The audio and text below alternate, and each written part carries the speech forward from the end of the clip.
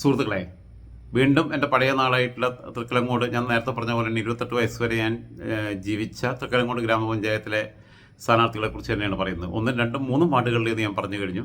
4-ാം വാർഡാണ്. 4-ാം ward എന്ന് പറയുമ്പോൾ Cherupally ward. ആ ചെറുപള്ളി വാർഡ് എന്ന് പറയുമ്പം എനിക്ക് അവിടെ ഒരുപാട് ബന്ധങ്ങളുള്ളതാണ്. അവിടെ സ്ഥാനാർത്ഥിയായിട്ട് ഇടതുമുന്നണിയുടെ സ്ഥാനാർത്ഥിയായിട്ട് CPM-ൻ്റെ സ്ഥാനാർത്ഥിയായിട്ട് മത്സരിക്കുന്നത് 2015 തൊട്ട് 2020 വരെ അവിടെ നിന്ന് ഗ്രാമപഞ്ചായത്ത് അംഗമായിരുന്ന സഖാവ് പാലക്കൽ അബൂബക്കർ എന്ന സിദ്ദിഖ്. പാലക്കൽ അബൂബക്കർ എന്നുള്ള പേരൊന്നും നമ്മളൊന്നും വിളിക്കാറില്ല. ഞങ്ങൾ പിന്നെ സിദ്ദിഖ് തന്നെ വിളിക്കാറുള്ളൂ. ഞങ്ങൾക്കൊക്കെ എൻ്റെ ഒരു പ്രിയപ്പെട്ട അനിയൻ തന്നെയാണ് സിദ്ദിഖ് വളരെ സാധാരണ കുടുംബത്തിൽപ്പെട്ട ഒരാളാണ്. സിദ്ദിഖ് ഓട്ടോ ഡ്രൈവറാണ്. സിദ്ദിഖ് പഞ്ചായത്ത് മെമ്പറായപ്പോഴും അതുകൊണ്ടുള്ള അവിടെ തട്ടിപ്പും നടത്തി ജീവിച്ച ആളല്ല. 2015 സ്ഥാനാർത്ഥിയാവുന്ന സമയത്ത് ഞാൻ ഗൾഫിലാണ്. ആ സമയത്ത് നമ്മളൊക്കെ മനസ്സുകൊണ്ട് പിന്നെ നമ്മൾ കൂടെ നിൽക്കുകയും അന്നും വിളിച്ച് പറഞ്ഞിരുന്നു, രാജേട്ടൻ ഞാൻ മത്സരിക്കുകയാണ് എന്നുള്ളത്. വാട്സപ്പിൽ മെസ്സേജ് അയച്ചു തന്നിട്ട് ഞാൻ അവനെ ഫോൺ ചെയ്തിരുന്നു. ഇത്തവണയും സ്ഥാനാർത്ഥിയായപ്പോൾ അവൻ എൻ്റെ നമ്പർ എടുക്കാൻ വേണ്ടി മെസ്സേജ് അയച്ചു. എൻ്റെ മറ്റേ നമ്പറിൽ വിളിച്ച് കിട്ടുന്നില്ല എന്ന് പറഞ്ഞിട്ട്. അപ്പോൾ ഞാൻ അവൻ്റെ നമ്പർ വേറെ ആളിൽ നിന്ന് കളക്ട് ചെയ്തിട്ട് അവനെ വിളിച്ചു. അപ്പോൾ നോമിനേഷൻ കൊടുക്കാൻ വേണ്ടി നിൽക്കുകയായിരുന്നു. ഞങ്ങൾ സംസാരിച്ചു. പിന്നെ സിദ്ദിഖ് ആയിട്ടുള്ള ഓർമ്മ എന്നൊക്കെ പറഞ്ഞു കഴിഞ്ഞാൽ സിദ്ദിഖ് വളരെ നിഷ്കളങ്കനായ സൗമ്യനായ ഒരു ചെറുപ്പക്കാരനാണ്. സിദ്ദിഖിൻ്റെ ഭാര്യയും കുഞ്ഞിനെയൊക്കെ ഞാൻ ഒരു പ്രാവശ്യം കണ്ടിട്ടുള്ളത് 2012-ലാണ്. കാരണം ഞാൻ കുറേ കാലങ്ങളായിട്ട് അവിടെ ഇങ്ങനെ പോക്കില്ല. അപ്പോൾ അതിനിടയ്ക്ക് സിദ്ദിഖിൻ്റെയും എൻ്റെയും പൊതു സുഹൃത്തായിട്ടുള്ള CPM-ൻ്റെ ലോക്കൽ കമ്മിറ്റി മെമ്പറായിരുന്ന മണികണ്ഠൻ്റെ വീട്ടിൽ ഒരു ഓണത്തിന് ഞങ്ങൾ ഒരുമിച്ച് കൂടി. അന്ന് സിദ്ദിഖിൻ്റെ ഭാര്യയൊക്കെ ഉണ്ടായിരുന്നു. അന്ന് സിദ്ദിഖ് ഗുഡ്സ് ഡ്രൈവറായിട്ടും ഓട്ടോ ഡ്രൈവറായിട്ടും ഒക്കെയാണ്. പിന്നെ അതായത് രാഷ്ട്രീയം ഒരു തൊഴിലായിട്ട് കൊണ്ടുവരുന്ന ഒരാളല്ല, പൈസ ഉണ്ടാക്കാനുള്ള മാർഗമായിട്ട് കൊണ്ടുവരുന്നതല്ല. അധ്വാനിച്ച് ജീവിക്കുകയും അതിൽ നിന്ന് വേണമെങ്കിൽ ആ കയ്യിൽ നിന്നുള്ള പൈസ കുറച്ചും കൂടി എടുത്തിട്ട് ചിലവഴിച്ചിട്ടല്ല. അതൊരു പഞ്ചായത്ത് മെമ്പർക്ക് കൊടുക്കുന്ന അലവൻസും അറിയാലോ, വണ്ടിക്ക് എണ്ണ അടിക്കാൻ തികയില്ല. അവർക്കാണ് മര്യാദയ്ക്ക് പൈസ കൊടുക്കേണ്ടത് ഞാൻ മുമ്പും പറഞ്ഞു.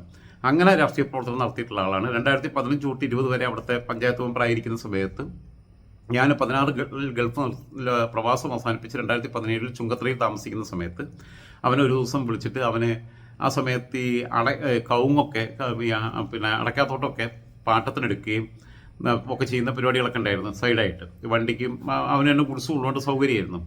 അപ്പോൾ അങ്ങനെ ഏതോ തോട്ടം നോക്കാൻ വന്ന സമയത്ത് ഞാൻ നിലമ്പൂര പ്രദേശത്ത് എവിടെയാണെന്നുള്ളത് അറിഞ്ഞിട്ട് അങ്ങനെ എന്നെ വിളിച്ച് എൻ്റെ വീട്ടിൽ വരികയും കുറച്ച് നേരം ഇരിക്കുകയും എന്നിട്ട് പോവുകയൊക്കെ ചെയ്തിട്ടുള്ളതാണ് സിദ്ദിഖൊക്കെ.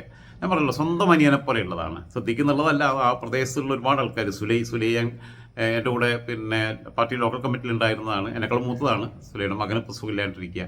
സുലൈയുടെ അനിയൻ അലവി, അങ്ങനെ ബാപ്പു, അവിടെ ലുപ്പ, അയമ്പുട്ടിയാക്ക, പിന്നെ സുരേഷ്, പുരുഷോത്തമൻ, അങ്ങനെ ഒരുപാട് ആൾക്കാരുണ്ട്. പിന്നെ അങ്ങനെ ആളുകളെ പലരും വിട്ടുപോയിട്ടുണ്ടെങ്കിൽ അവിടെ ഉള്ളവർ കേൾക്കുമ്പോൾ ക്ഷമിക്കുക.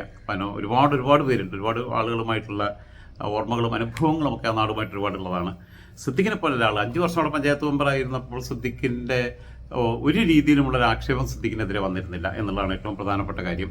സിദ്ദിഖ് ഇത്തവണ വീണ്ടും തെരഞ്ഞെടുക്കപ്പെടുകയാണെങ്കിൽ എനിക്ക് ആഗ്രഹിക്കുന്നത്, ഞാൻ ഇന്ന് തന്നെ വേറെ ആളോട് വിളിച്ചപ്പോൾ നമ്മളെ സിദ്ദിഖ് ജയിക്കുകയാണെങ്കിൽ പ്രസിഡന്റ് ആവാൻ സാധ്യത ഉണ്ടോ എന്ന് ചോദിച്ച്. കാരണം പിന്നെ വളരെ നിഷ്കളങ്കതയുള്ള, സത്യസന്ധതയുള്ള, ബന്ധങ്ങളെ പിന്നെ ആദരിക്കുന്ന, വ്യക്തിപരമായ താല്പര്യങ്ങളും സ്വാർത്ഥ താല്പര്യങ്ങളും ഒന്നും രാഷ്ട്രീയത്തിൽ കൂട്ടിക്കലർത്താത്ത അപൂർവമായ വ്യക്തിത്വത്തിനുടമയാണ് സിദ്ദിഖ്. പിന്നെ 5 വർഷത്തെ ഗ്യാപ്പിന് ശേഷം വീണ്ടും അവിടെ നിന്ന് മത്സരിക്കുമ്പോൾ വളരെ ചെറുപ്രായത്തിൽ അവിടെ നിന്ന് പഞ്ചായത്ത് മെമ്പറായതാണ്. ഇപ്പം പിന്നെ 2015, അതായത് 10 വർഷം മുമ്പ് അവിടെ നിന്ന് പഞ്ചായത്ത് മെമ്പറായതാണ്. അത് കഴിഞ്ഞിട്ട് 2020 കാലാവധി കഴിഞ്ഞപ്പോൾ അവിടെ വനിതാ സംവരണമായിരുന്നു. ഇപ്പോൾ വീണ്ടും അവിടെ നിന്ന് മത്സരിക്കുകയാണ്. 2ാം വട്ടവും സിദ്ദിഖിന് വിജയിക്കാൻ കഴിയട്ടെ. വളരെ സുപ്രധാനമായ ഏതെങ്കിലും ചുമതലകളിലേക്ക് LDF അധികാരത്തിൽ വരികയാണെങ്കിൽ ആ പഞ്ചായത്തിൻ്റെ തലപ്പത്തേക്ക് ഒക്കെ നിയോഗിതനാവട്ടെ എന്ന് ആശംസിച്ചുകൊണ്ട് മനസ്സുകൊണ്ട് സിദ്ദിഖിനും നേരത്തെ പറഞ്ഞ പോലെ തന്നെ എൻ്റെ വോട്ട് നൽകിക്കൊണ്ട് വെക്കുകയാണ്. ഞാൻ പറഞ്ഞ പോലെ തന്നെ ഞാൻ ഒരിക്കലും അവിടെ ഞാൻ പറഞ്ഞു എന്ന് എഴുതിയിട്ട് ഒറ്റ വോട്ട് പോലും സ്വാധീനിക്കാനുള്ള ബന്ധം എനിക്കില്ല. വേണമെങ്കിൽ ഞാൻ പറഞ്ഞു എന്ന് എഴുതിയിട്ട് ഒരു വോട്ട് നഷ്ടപ്പെട്ടെങ്കിലേ ഉള്ളൂ. കാരണം നമ്മളെ നാക്കങ്ങനെയാണല്ലോ. അപ്പോൾ അതുകൊണ്ട് എന്നിരുന്നാലും അങ്ങനെ ഒരു ദ്രോഹം അവന് ചെയ്തു കൊടുക്കാമെന്ന് കരുതണം. വളരെ, ഞാൻ പറഞ്ഞല്ലോ, വളരെ ഇന്നസെൻ്റാണ്. പിന്നെ വളരെ സത്യസന്ധനാണ്, നേരുന്നറിയുള്ളവനാണ്, വിശ്വസിക്കാൻ കൊള്ളുന്ന ഒരാളാണ്.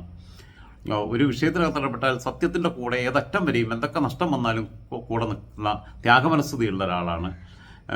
പ്രത്യേകിച്ചും പലരുടെയും കാര്യത്തിൽ എനിക്കറിയാം. മണികണ്ഠനൊക്കെ പല പ്രയാസങ്ങളിലൂടെ കടന്നുപോയ സമയത്ത് ലോക്കൽ കമ്മിറ്റി മെമ്പറായിരുന്നു, അവൻ്റെ സുഹൃത്തുമായിരുന്നു. ആ സമയത്തൊക്കെ സിദ്ദിഖ് ഒരു സഹോദരനെ പോലെ കൂടെ നിന്നിട്ടുള്ള ആളാണ്. ചില ശാരീരികമായിട്ടുള്ള പ്രശ്നങ്ങൾ കൂടിയൊക്കെ കടന്നുപോയ സമയത്ത് മാനസികമായിട്ട് ബലം നൽകിയിട്ടുള്ള ആളാണ്. സിദ്ദിഖിന് എല്ലാവിധ വിജയാശംസകളും നേരുകയാണ്.